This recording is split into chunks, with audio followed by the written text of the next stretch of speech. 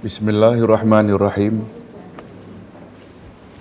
Alhamdulillah wassalatu wassalam ala Rasulillahi amma ba'd. Hadirin dan hadirat rahimakumullah. Assalamualaikum warahmatullahi wabarakatuh.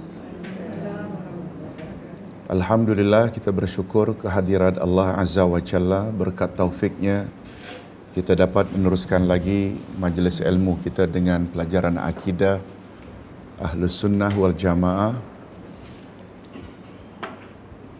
Topik pembahasan kita masih lagi akidah imam-imam mazhab yang 4.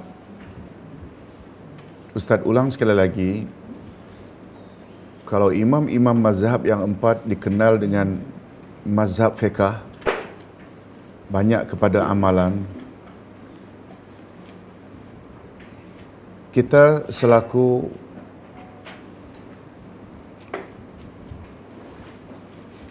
pengikut fiqh yang 4 ini, sama ada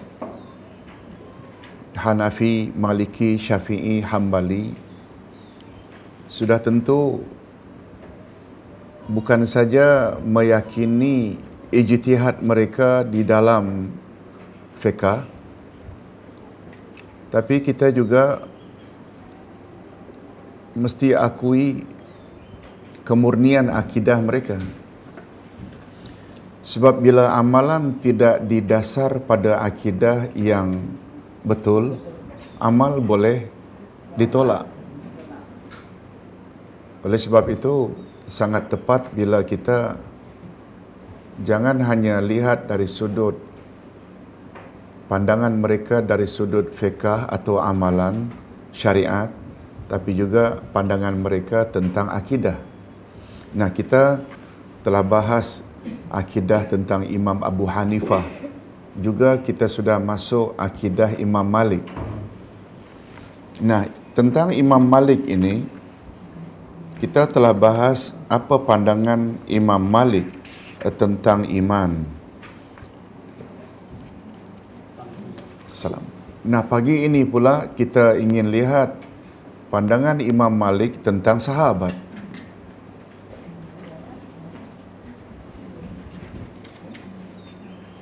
Sebab hadirin dan hadirat, jika ditanya mengapa Ustaz, tak perlukah kita ikut Rasul sahaja?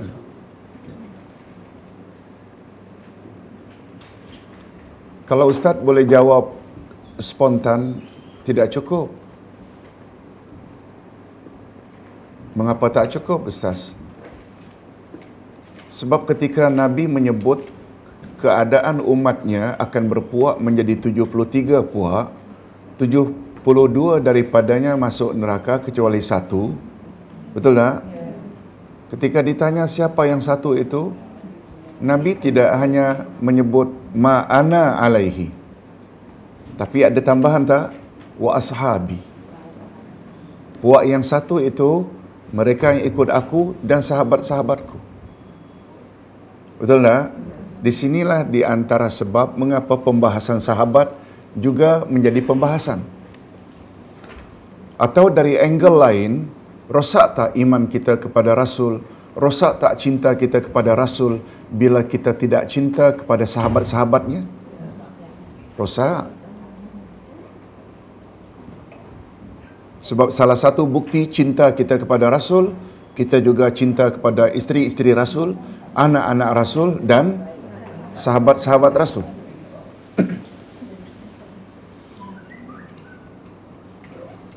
Ibu-ibu, Ustaz buat satu contoh mudah. Seperti dalam kelas malam di Keramat. Nabi SAW, ketika Ustaz bahas tentang innamal mu'minuna ikhwah, orang beriman itu bersaudara. Perlu tak ada kasih sayang sesama Muslim, mukmin, tak kira apa suku bangsa? Nabi SAW pernah buat statement, siapa yang menyakiti kafir zimmi, bermakna dia telah menyakiti aku, kata Nabi. Kafir yang kita berperang dengannya dengan kafir yang kita hidup sebumbung dengannya terbagi berapa? 2. Yang berperang kafir harbi. Kafir yang kita damai dengan mereka zimmi. Kafir tapi kita tidak berperang dengannya. Bila kita menyakiti kafir zimmi sama dengan menyakiti Rasulullah. Macam mana bila kita menyakiti sesama Muslim? Betul tak? Nah, lagilah jika kita membenci dan menyakiti orang-orang yang Rasulullah kasihi. Abu Bakar, Umar. Boleh faham maksud Ustaz? Terhadap zimmi saja sama dengan menyakiti Rasulullah. Apalagi kita menyakiti sahabat-sahabat Nabi sallallahu alaihi wasallam. Okey, kita baca tentang sahabat. Daripada Abdullah Al-Ambari katanya, maaf, 24. Oh ya, sorry. Bukan 226. Iya, rasa Ustaz macam tu juga. Okey, lihat tu. Tak ada masalah bila silap tak tahu ada kelas. Ustaz pun silap juga.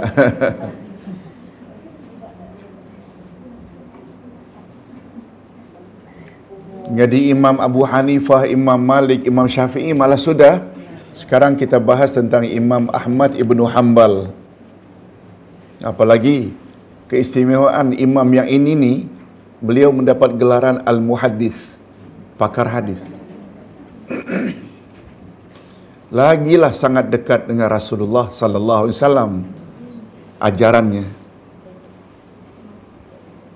Itu sebabnya Arab Saudi lebih cenderung untuk menjadikan mazhab resminya Hambali.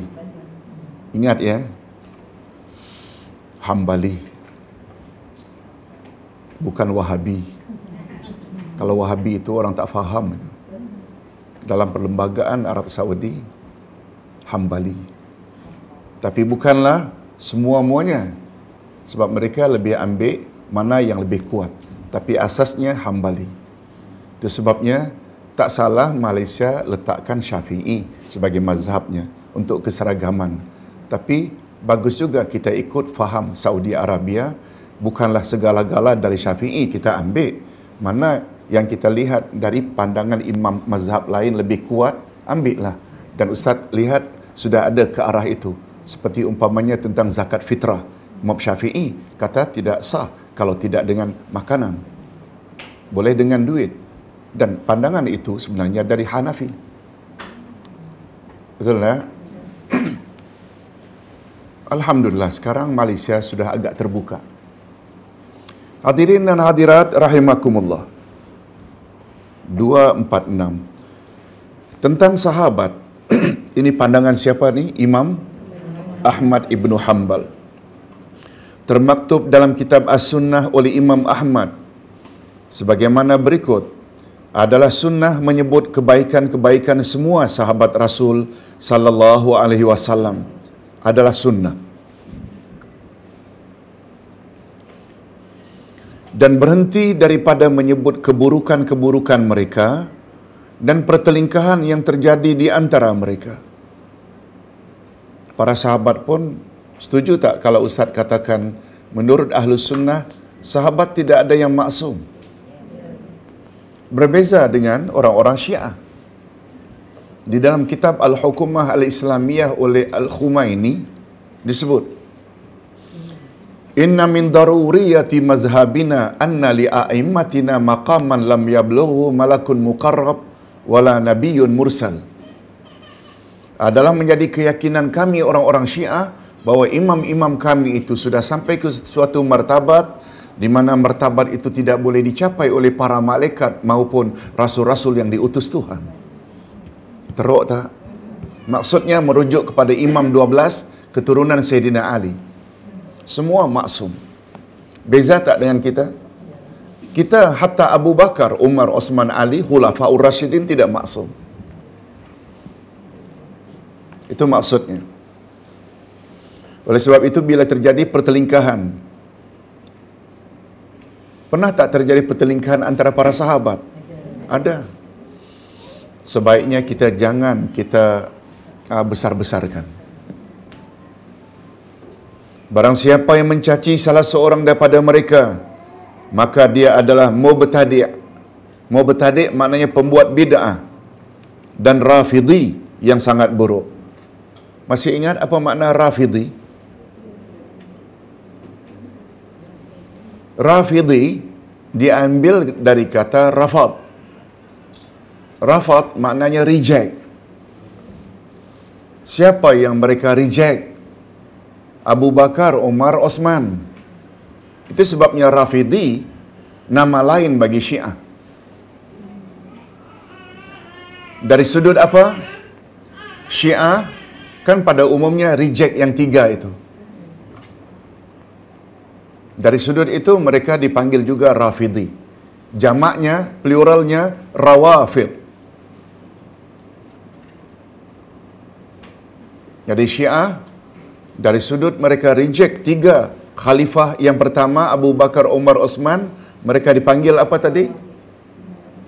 Rawafid, itu bentuk jamak, atau Rafidhi bentuk singularnya.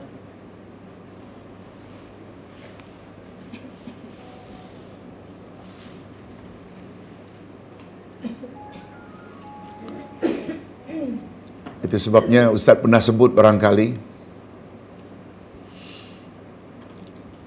begitu ada orang Iraq melamar anak Ustaz, pertama Ustaz tanya pada anak, namanya apa? Namanya Umar. Oh, confirm sunnah. Betul tak? Betul tak? Belum tengok lagi dia punya sunnah. Sebab apa? Syiah sangat benci dengan bukan saja Abu Bakar, juga Umar.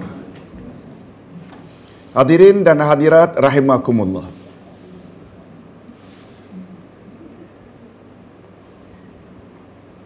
Bayangkan di antara pandangan Syiah termaktub dalam kitab mereka menyebut tidaklah gandengan Abu Bakar dan Umar itu melainkan sama betul seperti gandengan Firaun dan Haman. Abu Bakar sama Firaun, orang kuat Firaun, Haman itu sama dengan Umar. Kita nak menyamakan Abu Bakar dengan Abu Lahab pun tak berani. Lain sangat, betul tak?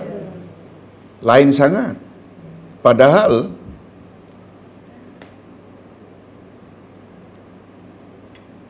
maksud Ustaz nak menyamakan Firaun dengan Abu Lahab pun kita tak berani. Bukan dengan Abu Bakar, maaf. Boleh faham maksud Ustaz? Tersilap. Nak menyamakan Abu Lahab dengan Firaun pun kita tak berani. Sebab Firaun declare, Ana Rabbukumul A'la. Aku adalah Tuhanmu yang maha tinggi. Dia minta rakyatnya mempertuhankan dia. Setahu kita, Abu Lahab tak sampai ke peringkat itu. Cuma Nabi ada sebut memang. Bukan Abu Lahab. Tolong ikuti. Abu Jahlin Fir'aunu hazihil ummah. Fir'aun adalah, Abu Jahal adalah Fir'aun umat ini. Abu Jahal adalah Fir'aun umat ini. Maknanya umat Nabi Muhammad, Abu Jahalnya, Fir'aunnya adalah Abu Jahal. Itu ucapan Nabi sallallahu alaihi wasallam.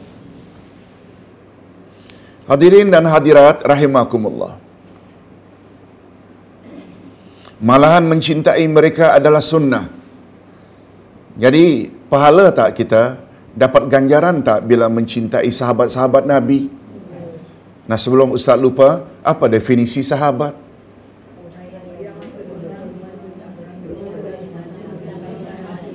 Pertama-tama, orang yang sezaman dengan Nabi dan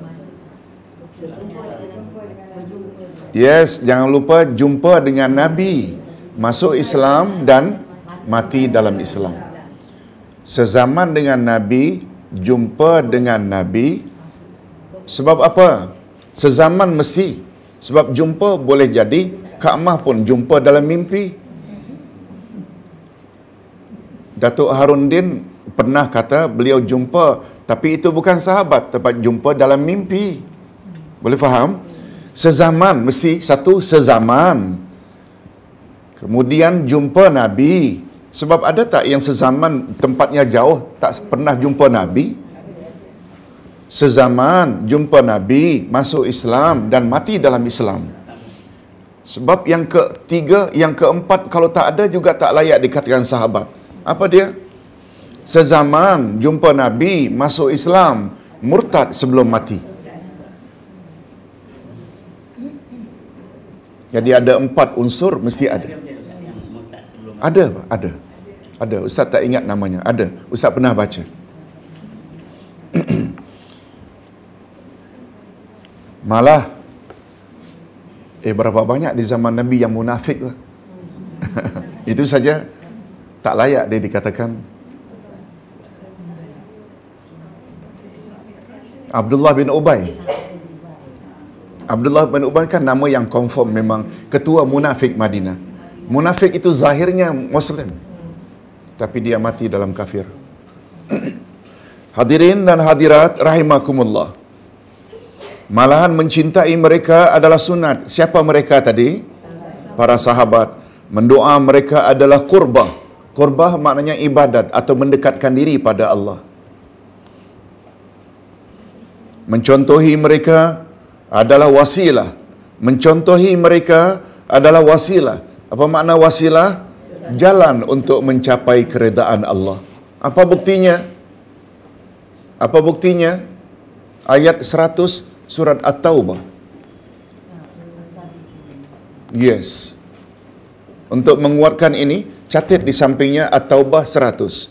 A'udzubillahi minasyaitonirrajim. As-sabiqunal awwalun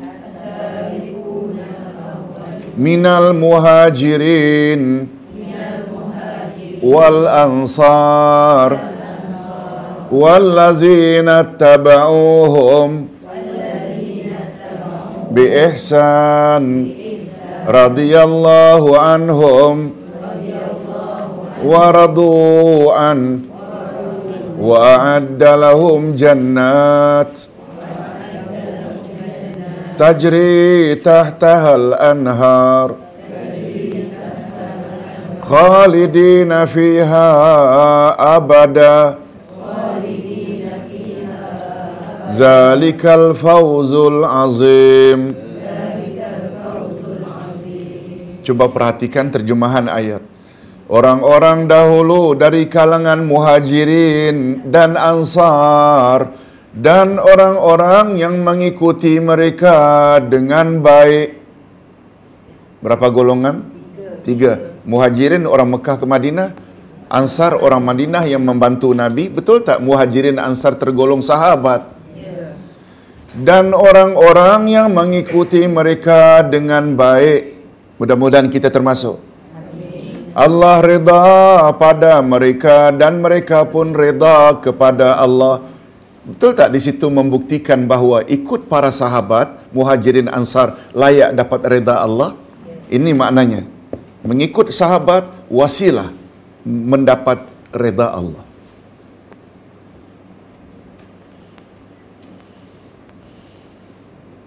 Jangan ikut jejak langkah orang-orang yang menentang Rasulullah sallallahu alaihi wasallam dan mengambil asar-asar peninggalan mereka adalah fadilat atau kelebihan. Ustaz ulang, asar ini dia sama dengan hadis. Cuma hadis Rasul yang ucap, asar sahabat yang ucap. Ada beza tak? Beza. Perkataan Abdullah bin Mas'ud, Abdullah ibnu Abbas tak boleh dikatakan hadis. Namanya apa tadi? Asar. Tolong ikuti. Perkataan Abdullah ibnu Abbas tentang jamaah. Kita tadi sebut ahlu sunnah wal jamaah. Ikut sunnah Nabi dan jamaah. Menurut Abdullah ibnu Abbas, jamaah tidak semestinya ramai. Tolong ikuti. Al-jama'atu ma wafaqal haq walau kunta wahdak. Maksud jamaah ialah bertepatan sikapmu dengan kebenaran walaupun kamu seorang diri. Nah, kebenaran itu datangnya dari mana? Allah dan Rasul. Betul tak? Walaupun hidup di Moskow seorang-seorang diri, ikut Quran, ikut sunnah. Kita ada Ahlus Sunnah wal Jamaah namanya itu. Jamaah, padahal jamaah makna asalnya, literalnya kan grup. Lebih dari 1, 2, 3. Tapi Abdullah bin Mas'ud yang faham makna Ahlus Sunnah wal Jamaah, ma wafaqal haq wa in kunta wahdak. Abdullah bin Mas'ud juga pernah sebut, terjemahannya,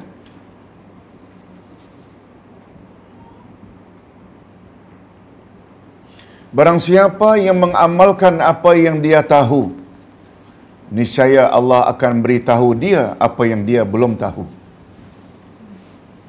Maknanya kita digalakkan apa yang kita dah belajar, amal. Dia punya kelebihan, Allah akan beritahu kita. Ustaz tidak setuju dengan makna ilmu laduni. Pernah dengar? Ilmu yang kita dapat tanpa dipelajari. Itu tak betul. Sebab Nabi bersabda, ini hadis. Al-ilmu bitta'allum. Ilmu mesti dengan belajar. Mesti dengan belajar. Macam ini, kita belajar, baru dapat ilmu. Kita tunggu, saya di rumah, ilmu datang sendiri. Ini bercanggah. Itu sunnah Rasul tak macam itu. Sunnah Rasul kan namanya hukum sebab musabab. Mesti usaha, baru dapat akibat. Baik. Jadi, Ustaz ulang sekali lagi. Mengambil asar-asar, apa makna asal tadi? Peninggalan atau ucapan dari para sahabat adalah fadilat. Fadilah maknanya kelebihan. Kita akan dapat kelebihan. Oleh sebab itu, bila kita ikut juga amalan-amalan atau panduan dari para sahabat, Allah terima tak? Allah terima. Allah terima. Apalagi Khulafaur Rasyidin. Nabi pernah sebut sebelum beliau wafat, dalam wasiatnya, tolong ikuti, man ya'ish minkum fasayara ikhtilafan katsira alaikum bisunnati wa sunnatil khulafa ar-rasyidin al-mahdiyin min ba'di addu 'alaiha bin nawajiz. Siapa di antara kamu yang punya umur panjang akan lihat nanti banyak perbalahan terjadi. Kalau kamu ketika itu ingin selamat, ikut saja sunnahku dan sunnah khalifah-khalifah ar-rasyidin sesudahku. Baik, kita teruskan. Ibnu Al-Jauzi menukilkan risalah Imam Ahmad kepada Musaddad di antara kandungannya, dan hendaklah engkau mempersaksikan ke atas 10 sahabat bahawa mereka masuk syurga, iaitu Abu Bakar, Umar, Osman, Ali, Talha, Az-Zubair, Sa'ad, Sa'id, Abdurrahman bin Auf, Abu Ubaidah bin Jarrah. Dan barang siapa yang dipersaksikan oleh Nabi sallallahu alaihi wasallam akan masuk syurga, maka kami juga mempersaksikannya. Maknanya kita menyaksikan atas saksi Rasulullah. Rasulullah tahu dari mana ni 10 ini garanti masuk syurga? Melalui wahyu. Oleh sebab itu, Rasulullah sallallahu alaihi wasallam apabila, nah ini satu hal lagi. Menurut Ahlus Sunnah wal Jamaah, golongan yang masuk syurga ada 2, golongan masuk neraka juga ada 2. Golongan masuk syurga yang pertama melalui nama-nama. Ada tak nama-nama yang sudah confirm garanti masuk syurga? Bila disenaraikan semua nama-nama para nabi dan rasul, garanti tak? Adam, Nuh, Idris, Nuh, Hud, Salih, Lut, Ibrahim sampai Nabi Muhammad sallallahu alaihi wasallam. Termasuk rasul-rasul dan nabi-nabi yang tak diberitahu nama mereka. Itu garanti.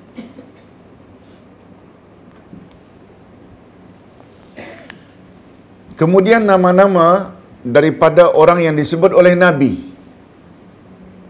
Termasuk oleh yang 10 ini. Termasuk yang 10 ini.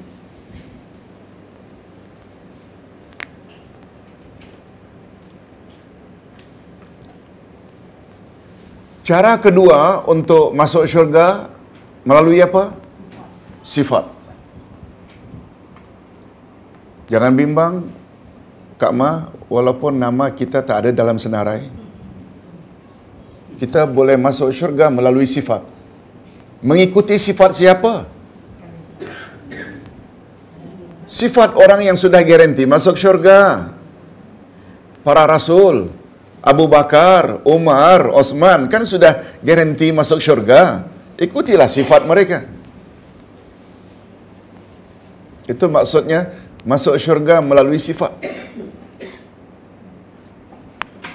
Kalau tidak ada peruntukan masuk syurga melalui sifat, hanya melalui nama, memang kita tak ada harapan. Betul tak, Kak? Masuk neraka juga macam itu. Ada orang yang masuk neraka melalui nama. Satu. Apa contohnya? Iblis, Namrud, Fir'aun, Abu Jahal, Abu Lahab, saya selana, Ranza, Talahab, isteri Nuh, isteri Lot. Masuk tak? Nah, jangan mentang-mentang tak ada dalam senarai, kita merasa lega.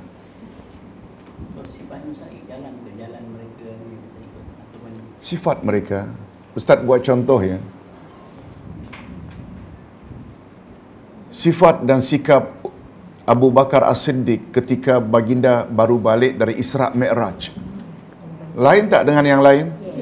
Yang lain murtad, tak percaya. Impossible. Mana mungkin?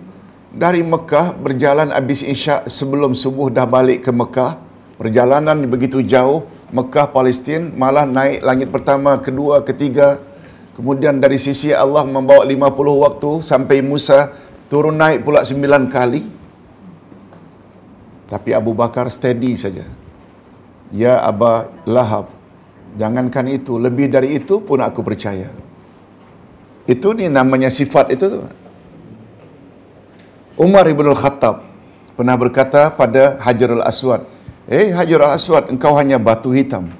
Kau tidak dapat memberi aku manfaat dan tidak dapat menolak mudarat menimpa aku. Kalaulah aku tidak tahu Rasul menciummu, kalaulah tidak karena Rasul menyuruh menciummu, jangan harap akan ku cium. Lalu beliau pun menunduk sambil mencium, semata-mata karena Rasul yang suruh. Itu sifat tak? Lalu sikap setengah jemaah haji umrah bila tawaf semua dinding dicium, bukan sifat Umar. Umar hanya akan cium mana yang disuruh cium.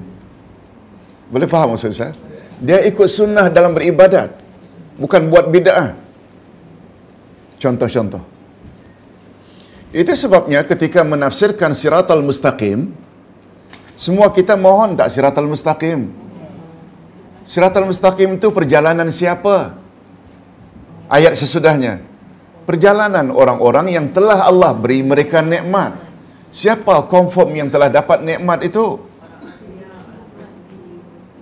Allah explain lagi pada ayat 69 An-Nisa. Tolong ikuti. Faulaika ma'al ladzina an'amallahu alaihim minan nabiyyin was-siddiqin wasyuhada was-salihin. Barang siapa yang taat pada Allah dan Rasul, kelak mereka akan dihimpun bersama dengan orang-orang yang telah mendapat nikmat, yaitu nabi-nabi, siddiq-siddiq, orang-orang yang mati syahid dan orang-orang saleh. Maknanya, kalau kita betul-betul ingin berada di atas jalan yang lurus, 4 kelompok ni betul tak perlu dijadikan role model? Pertama Nabi Muhammad. Siddiq, contohnya Abu Bakar. Syuhada, contohnya Umar, Osman, Ali. Ketiga-tiga Khulafaur Rasyidin ini mati dibunuh. Boleh tak tergolong mati syahid? Boleh. Boleh. Salihin, orang-orang saleh. Ini maksud Ustaz, ikut sifat. Dan sifat yang paling utama untuk kita ikut, mesti yang ini dulu. Betul tak selain Nabi? Kalau Abu Bakar, Umar, Osman, Ali ini betul tak sahabat? Nah, ini balik lagi pada sahabat. Itu maksudnya. Hadirin dan hadirat rahimakumullah. Ustaz ulang sekali lagi, yang masuk syurga melalui atau berapa golongan yang bakal masuk syurga? Pertama melalui, yang kedua melalui sifat. Oleh sebab itu, tak usah bimbang karena nama tidak ada dalam senarai. Yang mustahak kita ikuti sifat-sifat orang-orang yang garanti masuk syurga. Demikian sebaliknya. Dinukilkan oleh Abi Ya'la daripada Imam Ahmad katanya, barang siapa yang tidak mensabitkan atau menetapkan kekhalifahan bagi Ali bin Abi Talib, maka dia adalah lebih sesat daripada keledai ahlinya. Imam Ahmad berkata, siapa yang tidak meyakini Ali itu sebagai khalifah Allah, maka dia lebih hina, lebih sesat dari keledai ahlinya. Kedai, tahu keledai ahli? Keledai ada dua macam, macam khinzir juga. Ada babi hutan, ada babi peliharaan. Keledai ahli maksudnya keledai peliharaan. Itu istilahnya. Siapa yang tidak iktiraf Ali sebagai khalifah, dia lebih sesat daripada keledai miliknya.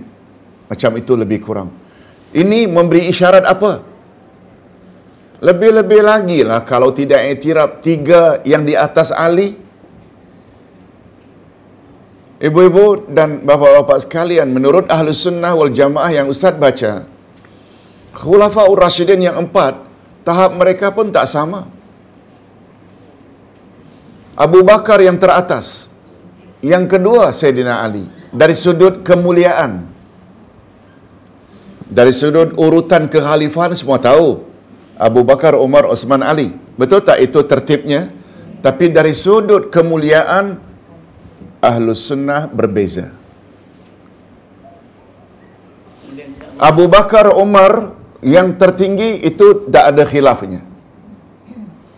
Ada yang khilaf meletak Ali dari sudut kemuliaan yang ketiga, Osman keempat. Boleh faham tak? Kita tak kisah apa khilaf pun, cuma nak beri maklum saja. Dari sudut urutan kekhalifahan Ali kan yang last.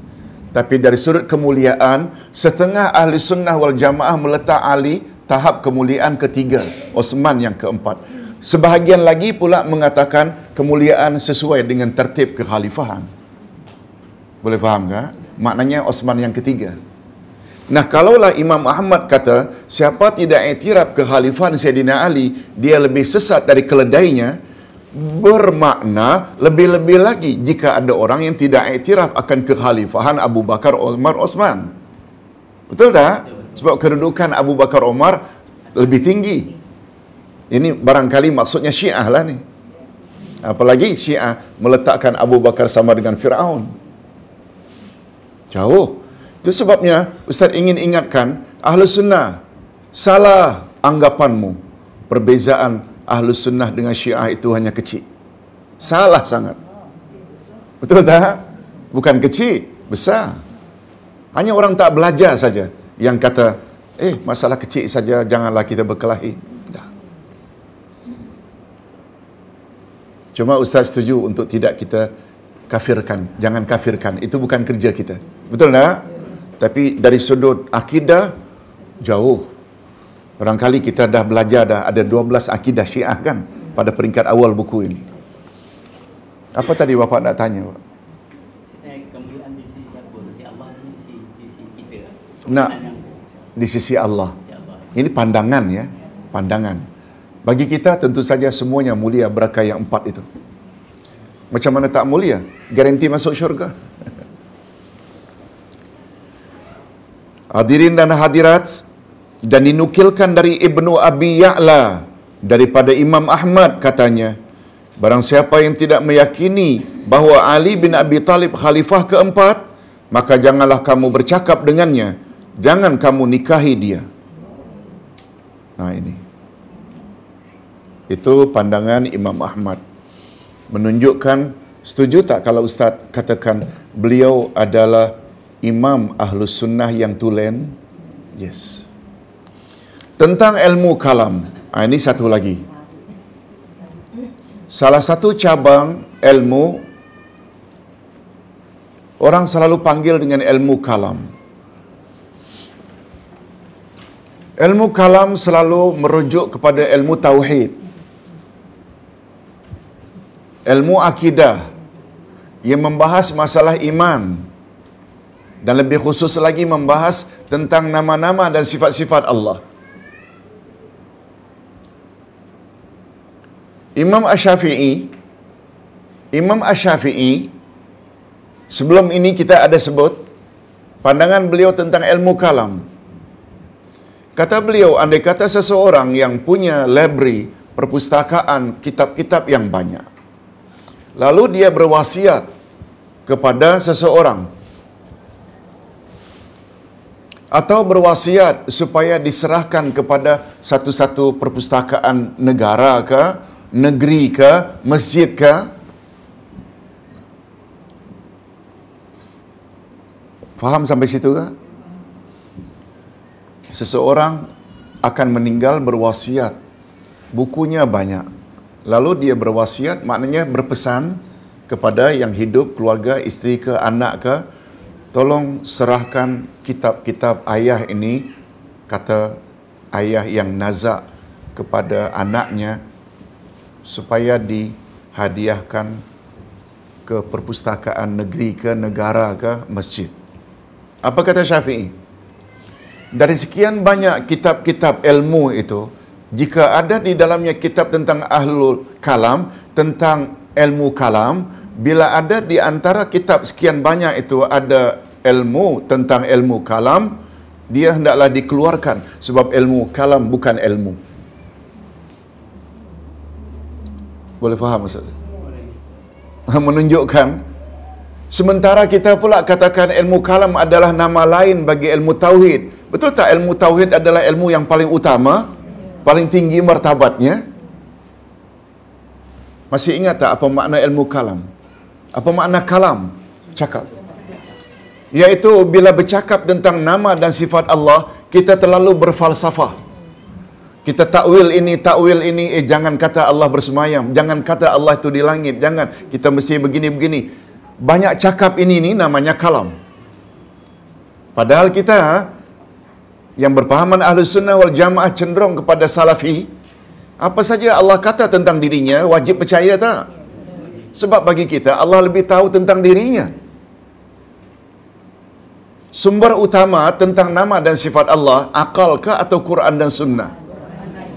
Apa kata Quran, apa kata Sunnah? Sami'na wa ata'na. Jangan tanya bagaimana. Kita percaya tak dengan sabda Nabi riwayat Imam Bukhari, sepertiga akhir malam Allah turun ke langit dunia? Percaya tak Allah turun? Bagi kita Allah turun sebenar ke atau turun kiasan? Sebenar. Jangan tanya bagaimana turun. Tapi puak-puak ahli kalam kata, jangan kata Allah turun, tapi rahmatnya yang turun. Dah mula takwil. Itu pembahasan ilmu kalam. Tidak iktiraf Allah di langit, katakan Allah di mana-mana. Sebab bila Allah di langit bermakna Allah bertempat. Kita bertempat, Allah bertempat bermakna menyamakan kita dengan Allah. Tak boleh. Nah, ada orang 2-3 hari yang lalu tanya Ustaz, bila kita katakan Allah itu di langit, kan bermakna Allah bertempat. Ustaz tanya balik, siapa kata Allah bertempat? Ustaz hanya kata Allah di langit. Penafsiran kamu saja mengatakan dia bertempat. Ustaz tak pernah kata bertempat. Apalagi dalam bahasa Arab, langit maknanya di atas. Dan segala yang mulia paling layak berada di atas. Bahasa Melayu sudah mengakui mulut bahagian atas namanya langit-langit. Ini orang-orang tua dulu waktu kahwin dulu, waktu nikah, memanglah ada macam-macam saja ada. Biasanya, betul tak? Kebetulan shilling pula buruk, tetamu banyak datang, lalu ditutup dengan kain yang biasanya dirajut oleh pengantin, berwarna-warni. Kan itu namanya langit-langit. Dia menguatkan makna as-sama'u yang artinya langit, langit dengan makna atas. Allah betul tak maha mulia? Betul tak maha mulia sangat tepat bila dikatakan di atas? Kita tak kata tempat. Itu sebabnya jangankan Allah, kalamullah pun tak wajar dibaca dalam rukuk dan sujud. Pernah dengar? Rasulullah melarang membaca Quran dalam rukuk dan sujud. Mengapa?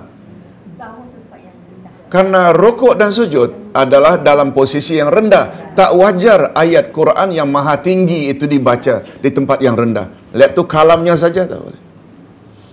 Oh, macam mana Ustaz kalau dia di langit, dia tahu apa yang terjadi di bumi? Itu bab ilmu. Ilmu Allah betul tak mencakupi? Sampai kata Nabi di dalam satu hadis, semut hitam di dalam batu hitam terbenam nun jauh di perut bumi. Kaki semut bergerak, Allah tahu. Berapa banyak saat ini berguguran daun-daun kering di seluruh hutan belantara di dunia, Allah tahu berapa jumlahnya. Itu bab apakah? Ilmu Allah. Nah, macam itu. Ilmu kalam tak macam itu. Dia bahas nama-nama Allah dengan takwil robah ini, robah itu. Menurut Imam Asy-Syafi'i itu bukan ilmu. Apalagi sampai mengatakan dia nama lain bagi ilmu tauhid. Sangat berbahaya. Coba kita dengar apa pandangan Imam Ahmad Ibnu Hanbal tentang ilmu kalam. Dikeluarkan oleh Ibnu Al-Jauzi daripada Musa bin Abdullah Al-Tarsusi. Katanya, aku mendengar Imam Ahmad Ibnu Hanbal berkata, janganlah kamu duduk pada majlis ahli kalam walaupun mereka itu mahir tentang sunnah. Walau mereka mahir tentang sunnah. Jangan duduk. Jangan duduk dengan makna apa? Jauhi. Tolong ikuti ayat 180 Al-A'raf. Apa yang Allah mahu dari kita bila berhadapan dengan puak ini? Al-A'raf ayat berapa? Walillahil asma'ul husna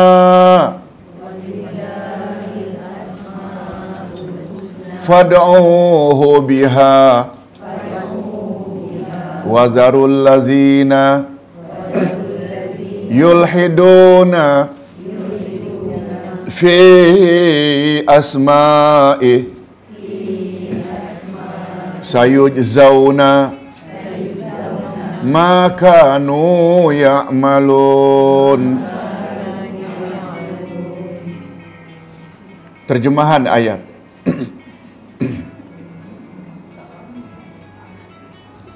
Sedap lagunya, Pak.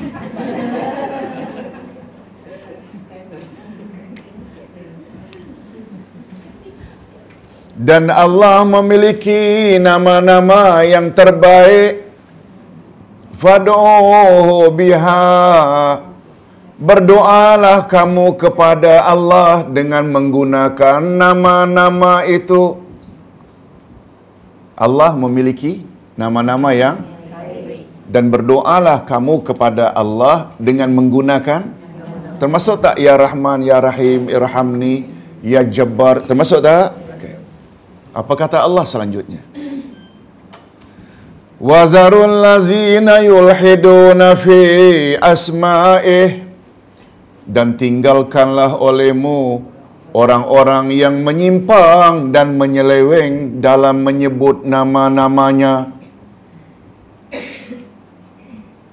Termasuk tak ahli kalam tadi? Termasuk tak? Allah kata begini, dia kata begini, Allah kata begini, mereka kata begini. Itulah dia kerja ahli kalam. Dalam ayat Allah suruh dekati, duduklah bersama mereka atau jauhi. Makna tinggalkan tu jauhilah. Mereka yulhidun. Yulhidun diambil dari kata lahad. Apa makna lahad? lubang lahat, bila kubur itu dari atas lurus ke bawah, yang namanya lahat kan menyimpang. Itu sebabnya yulhidun diambil dari kata lahat. Tak ada kaitan dengan lahat datu. Memang ada puak yang menyimpang di sana. Ceroboh. Lahat maknanya menyimpang. Tinggalkanlah orang-orang yang menyimpang dalam menyebut nama-nama Allah. Lihat apa kata Allah, warning. Sayujzauna ma kanu ya'malun. Mereka kelak akan diazab dengan apa yang mereka telah buat. Betul tak? Mereka akan dibalas dengan siksaan terhadap apa yang mereka buat.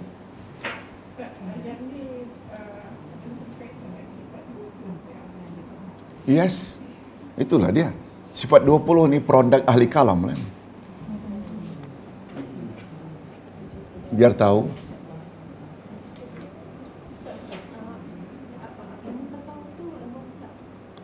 Itu lain lagi. Tasawuf lain lagi. Itu lebih kejiwaan. Ilmu kalam ni cenderung kepada membahas dengan meluas sifat-sifat dan nama-nama Allah. Ditakwil sana, takwil sini. Pernah dengar tak waktu kita belajar sifat 20 dulu? Oh, ini dia tertakluk dengan ini, tertakluk dengan ini. Betul tak? Tertakluk. Oh, 2 jam kita ikut, keluar tak faham langsung. Lebih baik kita ambil Quran, terjemahkan apa adanya. Betul tak? Lihat Imam Malik, masih ingat tak? Apa kata Imam Malik tentang istiwa bersemayam? Tolong ikuti. Al-istiwa'u ma'lum. Wal kaifiyatu majhul. Wal imanu bihi wajib. Wasu'alu anhu bid'ah. Allah bersemayam sudah termaklum. Bertanya bagaimana Allah bersemayam adalah kita jahil. Kita jahil macam mana Allah bersemayam. Betul tak? Beriman pada Allah bersemayam wajib sebab ada 7 ayat dalam Quran disebut Ar-Rahmanu 'alal arsyistawa. Dan bertanya macam mana Allah bersemayam bid'ah. Betul tak itu satu panduan yang cukup berguna? Maknanya tak timbul kita akan takwil sana, takwil sini. Ustaz pernah sebut, kaedah mempelajari nama Allah ada 3, kata ulama ahli sunnah. Pertama, Allah maha ghaib. Kalau Allah maha ghaib, kita tak nampak dia, mampu tak kita mensifati dia? Tak mampu, sebab dia ghaib. Yang kedua, yang paling tahu tentang nama dan sifat Allah adalah Allah sendiri. Memberi makna apa? Apa saja yang Allah sebut tentang nama dan sifatnya dalam Quran, percaya sajalah. Patuhi sajalah. Mengapa mesti takwil? Allah kata dia bersemayam, kita kata jangan. Artikan Allah memerintah. Betul tak kita yang kata itu berlagak lebih tahu dari yang punya diri? Tak disadari. Dan ketiga, insan yang paling tahu tentang nama dan sifat Allah adalah Rasulullah. Apa sebab? Rasul terima wahyu. Semua wahyu. Itu sebabnya Rasul kata, sepertiga akhir malam Allah turun ke permukaan, ke langit dunia. Kita percaya saja sebab hadisnya sahih. Rasulullah sallallahu alaihi wasallam bersabda, Allah ada 2 tangan dan kedua-dua tangannya kanan. Percaya saja. Mungkin akal kita berfikir, macam mana dua-dua kanan? Tolong, stop, jangan fikir. Fikir, itu kalam. Terjerumus dalam ilmu kalam. Boleh faham kan? Senang saja. Bagi Ustaz, sudah menyelidiki bab ini ni, senang saja. Selamat dan senang. Hadirin dan hadirat rahimakumullah. Tolong Ustaz, mana tadi bahagiannya? Dikeluarkan oleh Ibnu Battah daripada Abdullah bin Ahmad katanya, aku mendengar Abu Abdillah, yakni Imam Ahmad. Jadi Abdullah bin Ahmad ni anak ya. Dia berkata bapaknya pernah berkata, berpegang teguhlah dengan sunnah dan hadis, dan semoga Allah memberi kamu manfaatnya. Jauhilah olehmu daripada berbantah-bantahan dan perdebatan dan berbengah-begah dengan orang yang suka berbantah-bantahan Dan karena orang yang suka berbantah-bantahan tidak akan menang. Boleh faham maksudnya? Macam tadilah, kita kata, jangan gini, jangan begini, jangan begini. Tak mau percaya.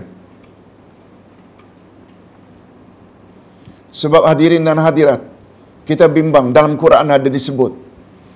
Bila kita sebut Fir'aun dan Haman, tadi kan ada Fir'aun dan Haman. Bagi kita, kedua-duanya itu confirm neraka tak? Okey. Sekarang Ustaz nak bawa kisah. Dalam Quran disebut, Fir'aun berkata, "Hei Haman, benakan untukku satu bangunan tinggi pencakar langit." Disebut pula motifnya, karena aku ingin lihat Tuhan Musa. Dia suruh orang kuatnya bernama, buat apa? Bangunan tinggi pencakar. Motifnya untuk lihat Tuhan Musa. Betul tak secara tersirat Fir'aun telah dimaklumkan oleh Musa bahawa Allah di langit? Itu sebabnya dia pergi ke situ. Itu sebabnya dia tidak suruh teroka dasar laut, perut bumi, tak, ke langit. Apa kata Fir'aun sambungan ayat itu? Aku kira Musa itu berbohong sahaja. Aku kira Musa itu berbohong sahaja. Maknanya Fir'aun percaya tak Tuhan di langit? Tak percaya. Sebab dia kata Musa bohong. Itu sebabnya orang yang tidak percaya Tuhan itu di langit sama dengan akidah Fir'aun. Komen ulama akidah. Tanpa kita sadari. Satu lagi riwayat. Seorang majikan tempeleng amahnya atau jariah. Ini biasa kita dengar. Lalu baginda didatangi oleh majikan bawa jariah. Ya Rasulullah, tolong cek keimanannya sampai di mana sebab aku ingin memerdekakannya.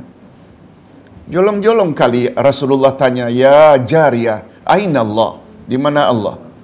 Fis sama, Allah di langit.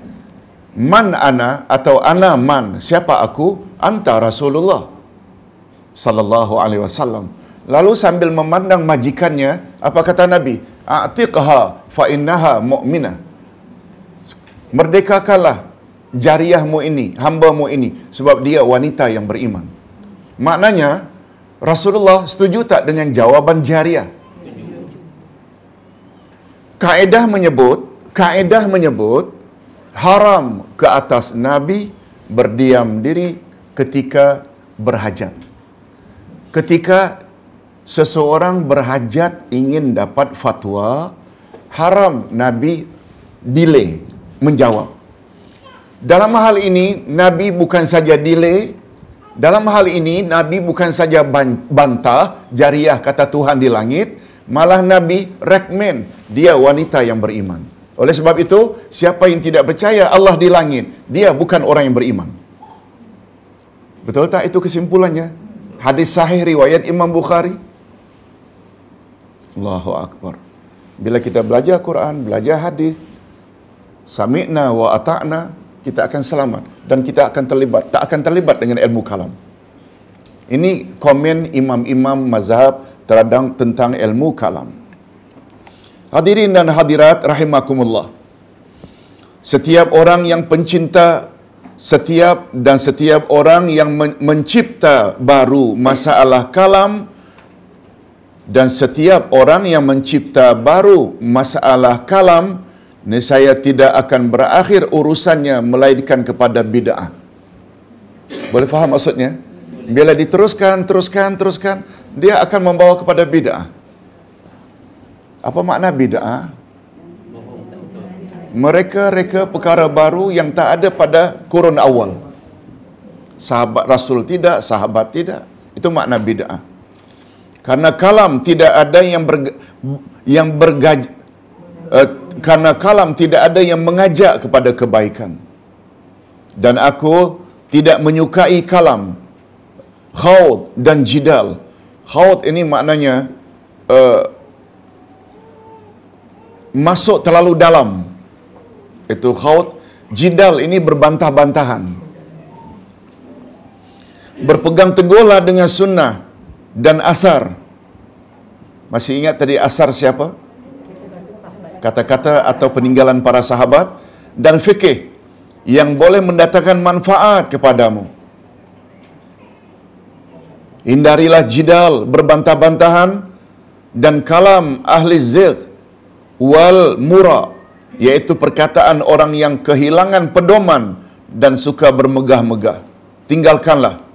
Semoga Allah melindungi kita semua daripada fitnah dan menyelamatkan kita daripada segala kebinasaan. Amin ya rabbal alamin. Ini nasihat ikhlas dari siapa? Imam Ahmad Ibnu Hanbal, salah seorang muhaddithin. Ibnu Battah menukilkan di dalam kitab Al-Ibanah daripada Imam Ahmad, katanya, jika kamu melihat lelaki yang suka kepada kalam, maka berwaspadalah daripadanya. Selari tak dengan ayat 180 Al-A'raf tadi? Sama tak? Sebab di situ disuruh kita jauhi. Kalau Ustaz boleh nasihat secara dengan ikhlas pada jemaah, maknanya jauhi golongan macam itu. Jangan hadiri majlis ilmu mereka. Hanya membuat kita confused saja. Untuk apa? Kita nak mencari ilmu kan agar mendapat faedah. Untuk apa membuat kita celaru? Jauhi. Allah yang suruh. Demikianlah beberapa pandangan Imam Ahmad bin Hanbal tentang masalah usuluddin dan sikap beliau terhadap ilmu kalam.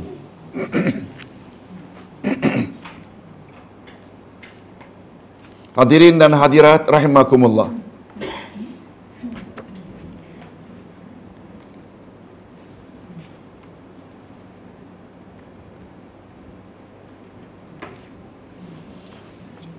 Ustaz ajak sedikit supaya lebih mantap, kita kebetulan ada masa.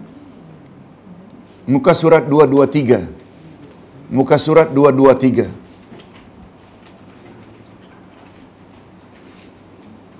Iaitu pandangan Imam Abu Hanifah tentang ilmu kalam.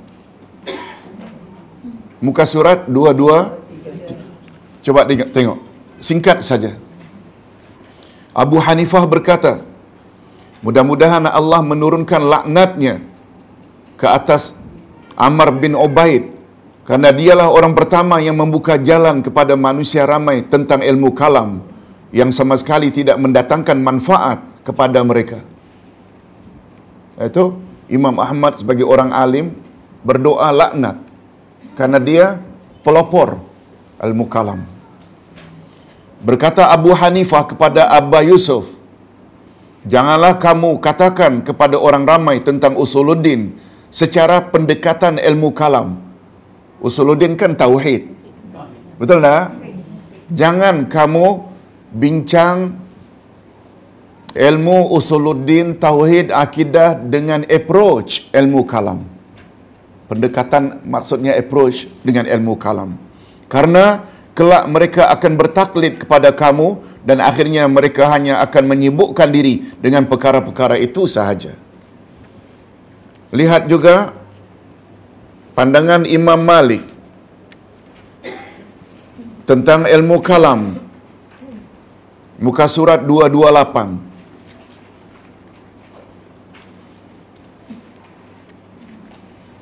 Daripada Mas'ab bin Abdullah Az-Zubairi katanya, Imam Malik bin Anas berkata, aku benci terhadap kalam dalam urusan agama. Dan penduduk negeri kami tetap membencinya. Dan mereka melarang daripadanya. Seperti kalam tentang pandangan Jaham dan Qadariyah dan seumpamanya. Beliau tidak menyukai kalam kecuali dalam perkara yang dapat diamalkan. Adapun kalam dalam agama Allah dan pada zat Allah, maka berdiam diri, iaitu sukut adalah lebih baik, lebih aku sukai, karena aku melihat penduduk negeri kami semuanya melarang kalam dalam urusan agama kecuali yang berkaitan dengan amal perbuatan. Orang-orang tarikat paling banyak suka ilmu kalam. Dia akan tanya kadang-kadang bukan-bukan, kalau awak badanmu menghadap ke arah kiblat, hatimu kiblatnya mana? Matamu kiblatnya mana? Dia betul tak tanya-tanya ni maknanya kalam? Periksa punya periksa, salat pun tidak. Kalam saja. Itu di antara juga.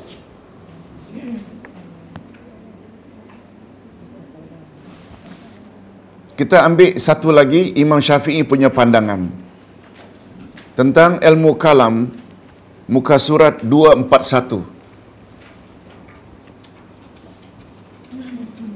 Ini dia yang Ustaz sebutkan tadi. Dikeluarkan oleh Al-Harawi daripada Ar-Rabi' bin Sulaiman katanya, aku mendengar Imam Asy-Syafi'i berkata, sekiranya seseorang meninggalkan wasiat kepada orang lain agar mengambil manfaat daripada kitab-kitab yang ditinggalkannya, lalu di antara kitab-kitab tersebut terdapat kitab tentang kalam, maka kitab kalam itu tidaklah termasuk di dalam wasiatnya, karena kalam bukan ilmu. Allahu Akbar. Betul tak? Kita pula samakan ilmu kalam dengan ilmu usuluddin. Allahu Akbar. Padahal ilmu usuluddin, ilmu tauhid, betul tak? Ilmu yang paling tinggi tarafnya dengan ilmu kalam yang bukan ilmu. Kita tidak katakan ilmu fiqh ilmu tak? Nak menyamakan ilmu kalam, nak menyamakan usuluddin tauhid dengan ilmu fiqh pun tak boleh. Betul tak? Fiqh tentang uduk, tentang tayamum, tentang salat, kan dia di bawah ilmu tauhid. Sebab 12 tahun pertama kan Nabi ajar akidah. Baru tahun yang ke-12 dapat salat. Itu fiqh. Nak menyamakan tauhid dengan fiqh pun tak boleh. Tauhid lebih tinggi. Ini kan pula menyamakan tauhid dengan ilmu kalam yang sebenarnya bukan ilmu. Hadirin dan hadirat rahimakumullah. Nah, kita sampai kepada bahagian penutup. Betul ke, Pak?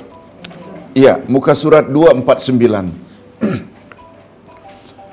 Berdasarkan penjelasan di atas, jelaslah bahwa akidah imam yang empat. Siapa imam yang empat tadi? Abu Hanifah, Malik, Syafi'i, Imam Ahmad Ibnu Hanbal. Adalah satu. Akidah imam mazhab yang empat itu adalah satu. Selain Imam Abu Ahmad, Imam Abu Hanifah dalam masalah iman. Namun demikian kita difahamkan bahawa Imam Abu Hanifah telah rujuk atau kembali daripada pandangannya dan mengikuti pandangan jumhur dalam hal ini. Masih ingat hadirin dan hadirat perbezaan Imam Ahmad Ibnu Hanbal dengan Imam Malik, Syafi'i, Ahmad Ibnu Hanbal? Perbezaan pandangan Imam Abu Hanifah dengan tiga imam lainnya dalam bab iman. Masih ingat? Yes. Imam Abu Hanifah mengatakan iman terdiri daripada ucapan dan tasdik di hati. Amal tak masuk sebahagian daripada iman. Cuma kata beliau menambah, tapi umat Islam yang telah mengucap dan membenarkan dengan hati dua kalimat syahadat, mereka wajib mengamalkan. Cuma beliau tidak memasukkan amal itu sebahagian dari iman. Sedangkan imam mazhab yang tiga mengatakan iman itu terdiri dari tiga unsur. Lidah mengucap, hati membenarkan, dan anggota melaksanakan. Dia termasuk. Itu saja. Namun demikian ada riwayat yang mengatakan bahawa Imam Abu Hanifah telah rujuk kepada jumhur sebelum beliau wafat. Nah, yang kedua atau berikutnya, akidah seperti inilah yang sewajarnya kita ikuti oleh semua umat Islam sehingga mereka terhindar daripada perpecahan, karena akidah ini disandarkan pengambilannya daripada Al-Quran dan sunnah Nabi sallallahu alaihi wasallam. Sungguh sedikit manusia yang memahami akidah para imam yang empat ini dengan pemahaman yang sebenarnya. Malahan berita yang sungguh meluas tersebar di kalangan mereka, kononnya imam-imam yang empat itu tergolong golongan mufawwidun. Apa makna mufawwidun? Golongan yang menyerahkan segala makna sifat Allah kepada Allah semata-mata.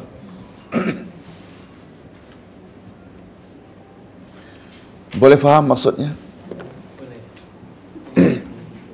Atau perlu penjelasan sikit? Quran saja. Banyak orang beranggapan imam-imam mazhab yang empat itu, Abu Hanifah, Malik, Syafi'i, Imam Ahmad Ibn Hanbal, termasuk mufawwidun. Mufawwidun maknanya apa tadi?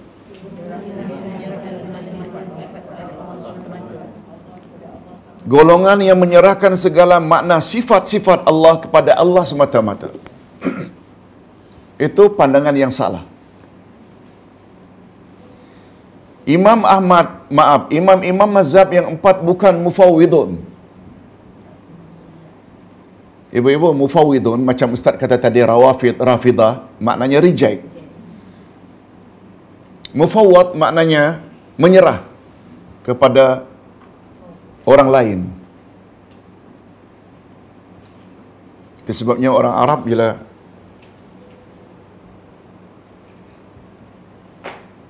menyebut mufawwad alaik, lebih kurang maknanya up to you, terserah kamu. Maknanya dia serahkan bulat-bulat. Mufawwad maknanya terserah, up to you. Padahal kita bila memahami makna Ar-Rahim, ada makna tak? Ada. Maha pengasih atau penyayang. Ada sifat apa di dalam Ar-Rahim? Rahmat, kasih sayang. Al-Mutakallim, maha berkata-kata, ada tak di dalamnya sifat Allah? Kalam. Kita yakin tak? Bukan menyerahkan, oh itu terserahlah, kalam Allah itu macam mana yang Allah fahami. Tapi kita boleh faham tak apa makna kalamullah? Apa yang Allah ucap? Yang jelas bagi kita, ucapan Allah tak sama dengan ucapan makhluk. Betul tak, Pak? Itu maknanya bukanlah kita menyerahkan semua-muanya kepada Allah. Malah kalau ustaz nak sebut dari sudut lain, kita percaya tak Allah itu bersemayam? Percaya. Wajib beriman, kata Imam Malik, bahawa Allah bersemayam. Apa sebab kita wajib beriman? Sebab ada 7 kali dalam Quran tertera. Cuma bila ustaz tanya, tolong jawab, Allah Subhanahu wa Ta'ala bersemayam, ada tak cara dia bersemayam? Nah, terserah pada dia, itu yang mufawwad. Itu yang tak boleh. Maksud ustaz tidak menjelaskan maksud Allah bersemayam. Allah ada tak cara dia bersemayam? Jawabnya ada. Bila ditanya macam mana dia bersemayam, itu yang kita tak tahu. Tapi bukan bermakna tak ada cara. Bila kita sampai ke peringkat keyakinan seperti itu, Allah Subhanahu wa Ta'ala menurut Nabi, sepertiga akhir malam turun ke langit dunia. Allah turun, kita percaya tak? Kita serahkan ke kepada Allah? Tak. Kita yakin tak dia memang turun? Kita percaya tak dia turun ada caranya? Percaya tak? Macam mana cara? Itu yang kita tak tahu. Boleh faham? Ah, berbelit-belit sangat tak ustaz? Rasanya tak berbelit lah, Mak. Ah, ya. Nak kita belajar, boleh salah, tak apa, tak ada masalah. Okey.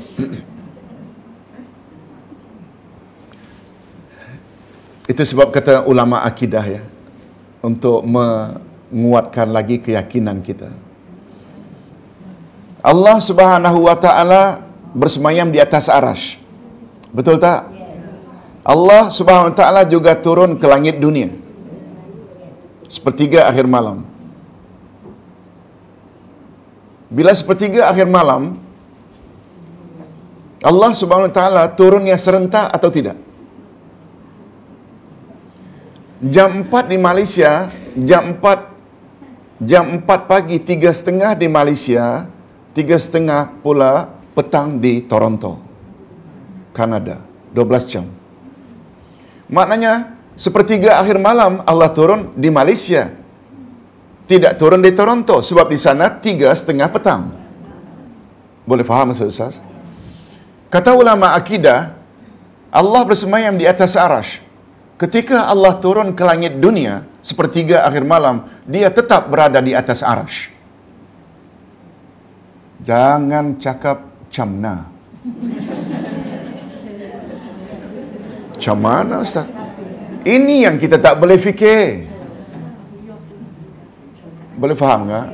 Ini yang makna kita tak boleh fikir. Seperti Ustaz katakan tadi, Nabi kata, kedua-dua tangan Allah adalah kanan. Lagi-lagi jangan camna.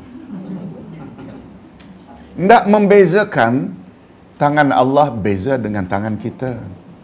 Tidak membezakan turunnya Allah tak sama dengan turunnya kita daripada agung saat ini sedang berada di singgasananya. Sampai jam 1 barangkali, beliau akan santapan. Beliau turun dari singgasana pergi ke bilik santapan. Betul tak? Ketika turun dan duduk di atas kursi bilik santapan, agung tidak berada lagi di atas singgasananya. Itu agung. Allah tak macam itu. Ini yang kita kata tak boleh tafwid. Tak boleh mufawidun. Boleh faham? Allah segala yang dia buat ada cara. Macam mana cara itu yang kita tak tahu. Kita katakan saja dia turun sesuai dengan kebesarannya dan keagungannya. Itu dia kata-kata yang paling tepat. Dia turun sesuai dengan kebesaran dan keagungannya. Hadirin dan hadirat rahimakumullah. Okey, kita teruskan sedikit lagi. Dan kononnya, Ustaz ulang, malahan berita yang sungguh meluas tersebar di kalangan mereka ialah kononnya imam-imam yang 4 itu termasuk golongan mufawwidun, golongan yang menyerahkan segala makna sifat-sifat Allah kepada Allah semata-mata. Dan kononnya mereka tidak mengetahui nas-nas Al-Quran kecuali sekedar membacanya sahaja. Nah, ini satu tuduhan yang melulu. Para sahabat, imam-imam mazhab tak tahu kecuali hanya baca. Seolah-olah Allah tidak menurunkan wahyu kecuali sia-sia belaka. Padahal Allah telah berfirman, tolong ikuti. Kitabun anzalnahu ilaika mubarak.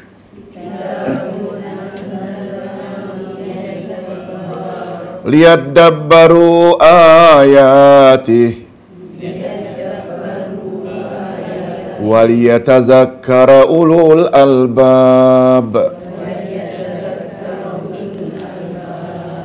Ini adalah sebuah kitab yang kami turunkan kepadamu penuh dengan berkah supaya mereka memperhatikan ayat-ayatnya dan supaya mendapat pelajaran orang-orang yang mempunyai fikiran. Takkan pula sahabat-sahabat, maaf, imam-imam mazhab tadi tak faham. Betul tak? Teruskan dengan firman berikutnya. Wa innahu latanzilu rabbil alamin.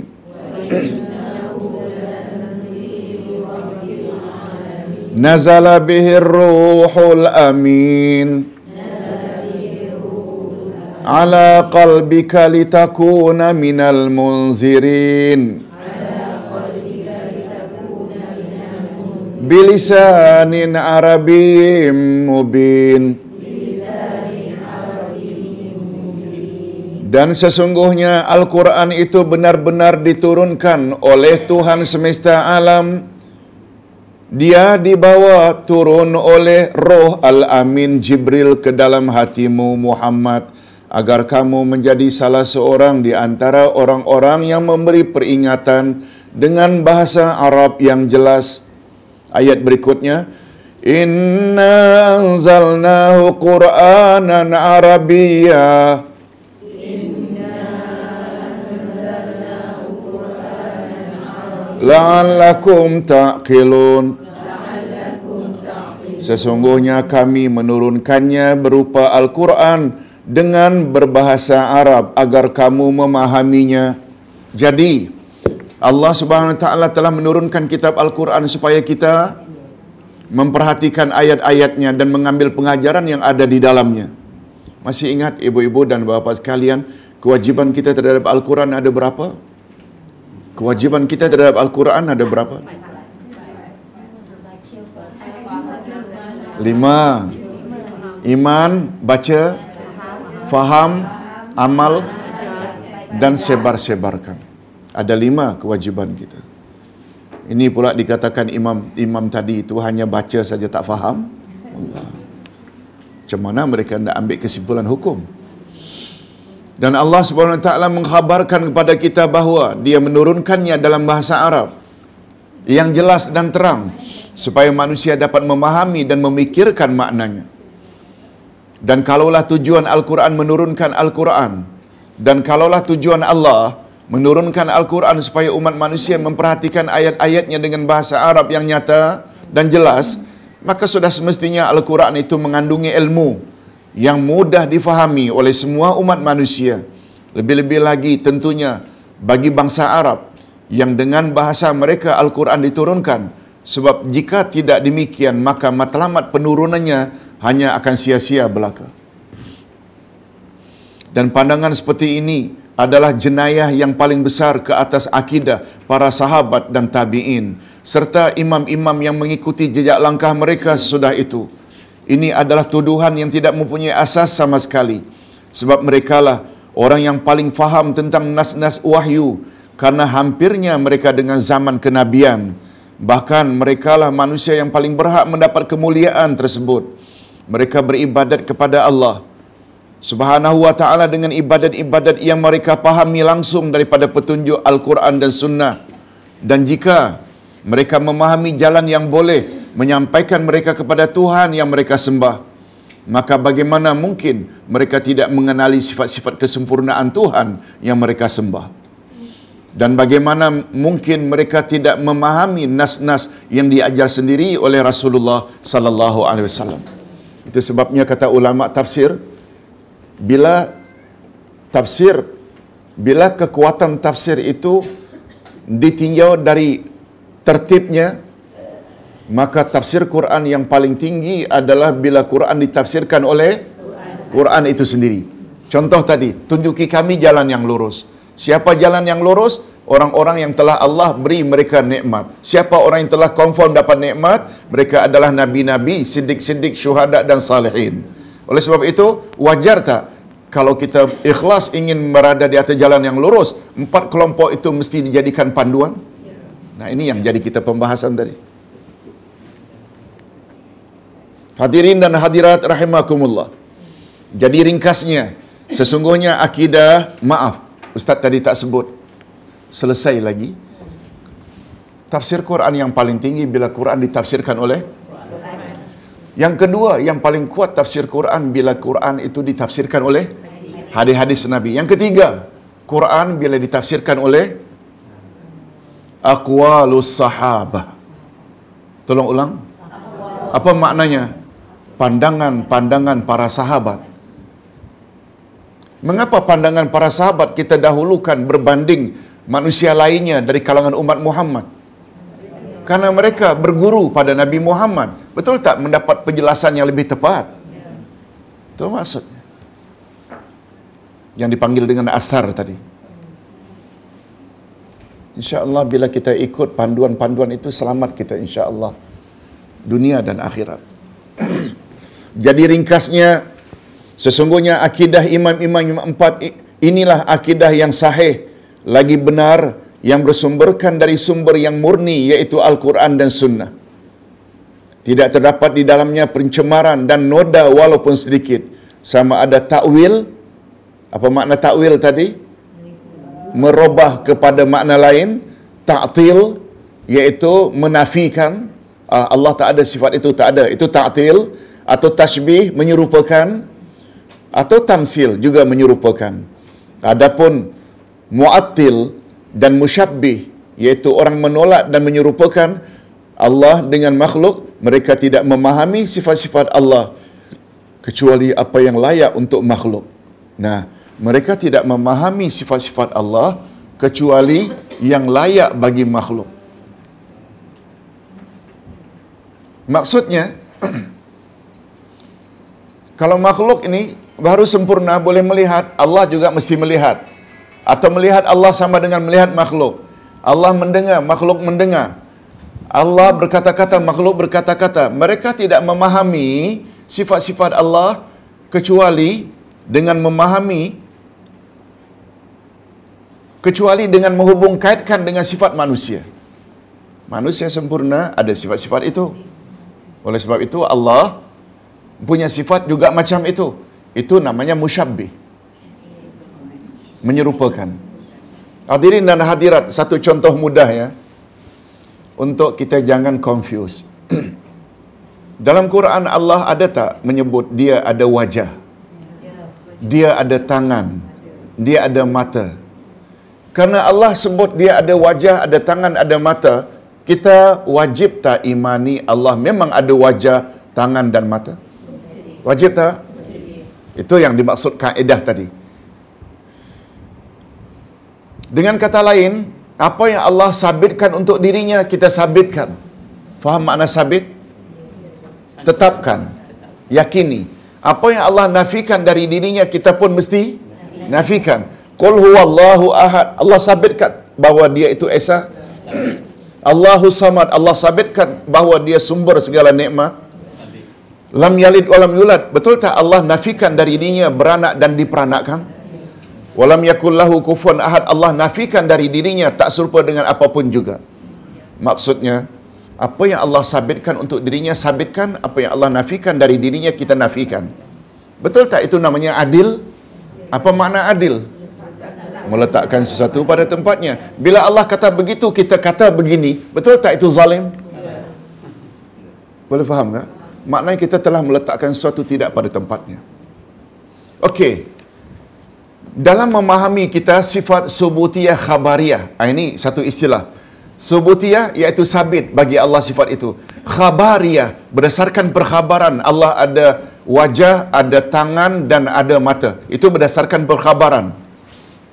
Itu sebabnya dia dinamakan sifat subutiyah khabariyah.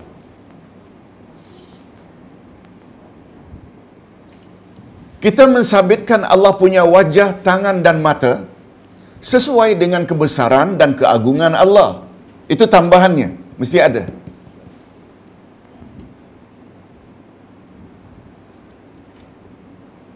Apa sebab Kak Ma? Walaupun kita ada mata, kita ada tangan, kita ada wajah, sama tak wajah kita, tangan kita, mata kita dengan wajah, tangan, mata Allah? Bayangkan, makhluk dengan makhluk, tangan manusia dengan tangan monyet, sama tak? Makhluk dengan makhluk pun beza. Wajah singa dengan wajah kucing beza. Sama-sama wajah, makhluk dengan makhluk pun tak sama. Okey, satu jenis makhluk, untuk membezakan Shima dengan Ka'mah dari wajah beza. Betul tak kan? Apatah lagi sampai nak menyamakan wajah, mata, tangan Allah dengan tangan makhluk. Makhluk dengan makhluk saja beza. Boleh faham maksud Ustaz? Itu makna kita hendaklah sabitkan wajah Allah, tangan Allah, mata Allah sesuai dengan kebesarannya. Dan wajahnya, matanya, tangannya tak sama-sama sekali. Tak sama sekali dengan wajah, tangan dan mata makhluk. Boleh faham tak? Bagi kita tak perlu takwil kepada yang lain. Artikan saja secara hakiki. Saya berdoa, maaf, adapun mu'attil dan musyabbih, mereka tidak memahami sifat-sifat Allah kecuali apa yang layak untuk makhluk. Dan dalam hal ini sangat bercanggah karena Allah tidak serupa dengan satu apapun, sama ada zatnya, sifatnya maupun af'alnya, perbuatannya. Saya berdoa kepada Allah semoga risalah kecil ini berguna untuk kaum muslimin dan semoga dia menghimpunkan mereka di atas akidah yang satu dan jalan yang satu, iaitu akidah Al-Quran dan As-Sunnah. Hanya kepada Allah tempat kita semua berserah diri.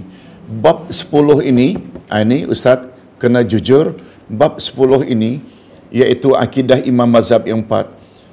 Saya terjemah sepenuhnya dari kitab asalnya, I'tiqad A'immatul Arba'ah. Maknanya akidah imam yang 4 karangan Muhammad Abdul Rahman Al-Khumais.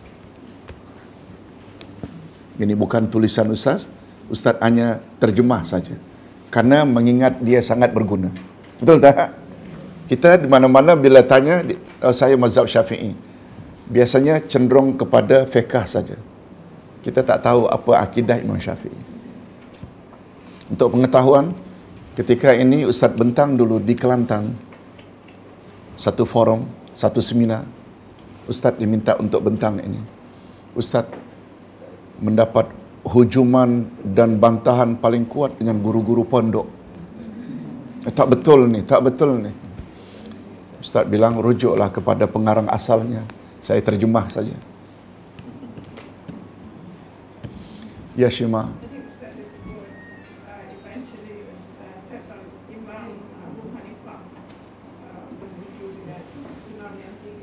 Okey.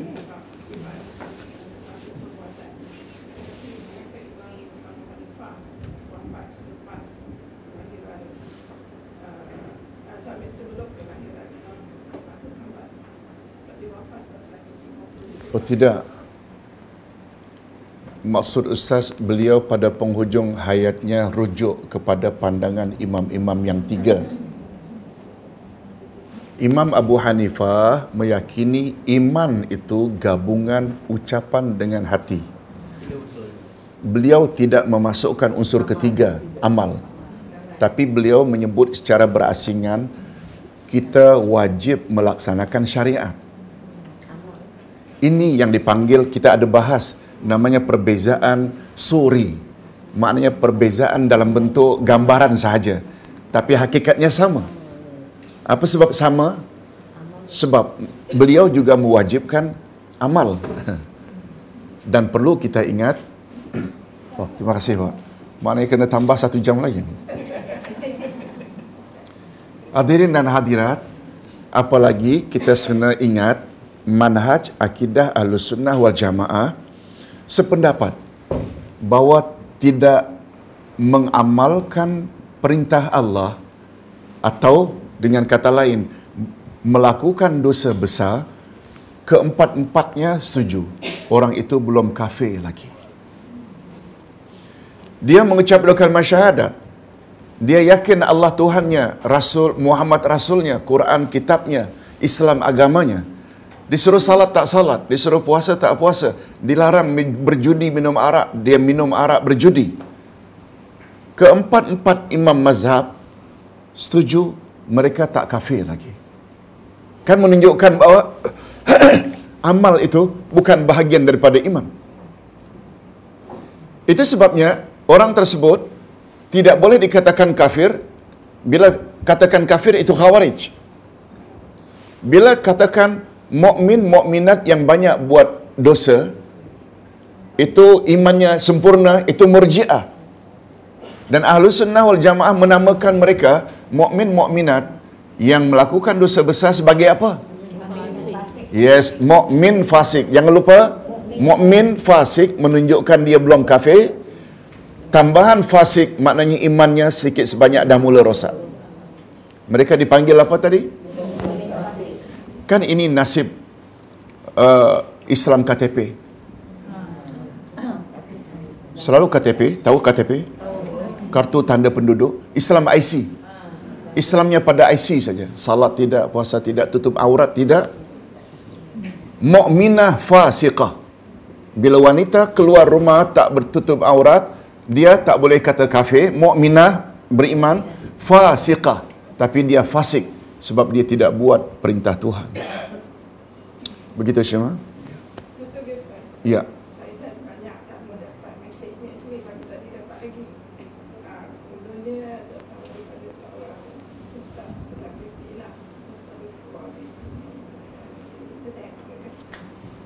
kata Rasulullah SAW kata jangan baring ketika azan, hati jenazah bergerak. Jangan berkata-kata semasa azan agar lidah tidak kena menyebut syahadat suci dan wajib.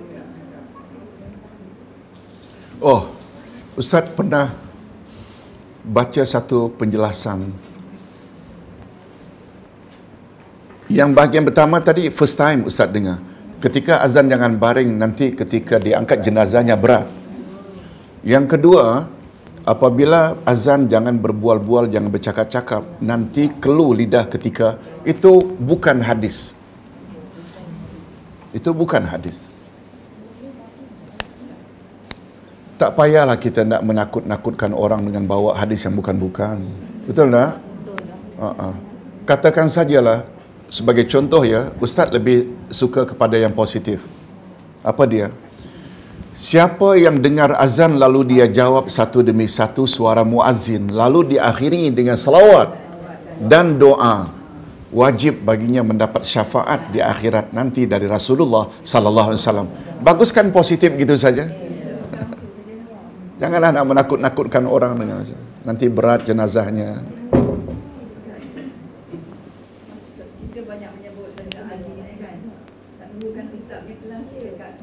Tentang apakah? Tentang solat bagi tadi. Okey. Tapi ni dah dikatakan daripada Sayyidina Ali sendiri. Dia pergi berjumpa dengan Rasulullah. Nanti kan diingatan dia terlalu lemah. Dia tidak dapat menghafal ayat-ayat Quran. So Rasulullah beri dia tips untuk ingatan yang kuat. Kerjakan sunat tahajud akhir sepertiga malam pada tiap-tiap malam Jumaat, 5 Jumaat ke 3 Jumaat ke 7 Jumaat. Kemudian tu dikerjakan dalam 4 rakaat dengan rakaat pertama dengan surah Yasin. Maknanya surah-surah yang panjang dan susah lah saya dengar. Tapi kalau kita belajar dalam sunnah, salat malam tu hanya 2 rakaat. Tak adalah 4 sekalian. Dan juga dalam surah Muzammil mengatakan bacalah ayat-ayat yang kamu senang pada mudah kan. So ini adakah macam sahih tak sahih apa ni? Memang ada satu pembahasan tentang salat sunat. Satu di antaranya salat supaya mudah menghafal. Dibawalah hadis itu. Iaitu Rasulullah ajar pada Sayyidina Ali, buatlah 3 Jumaat berturut-turut 4 rakaat dengan membaca Al-Fatihah, kemudian Yasin, Al-Fatihah, kemudian Sejadah, kemudian ini. Hadis itu daif. Ustaz dah cek. Sebaiknya kalau hadis yang daif ni, kita tak payahlah. Berdoa saja pada Allah, Rabbi zidni ilman nafi'a. Betul tak? Wallahu a'lam. Ustaz kira cukup sampai di sini dulu. Kita tutup dengan tasbih kafarat.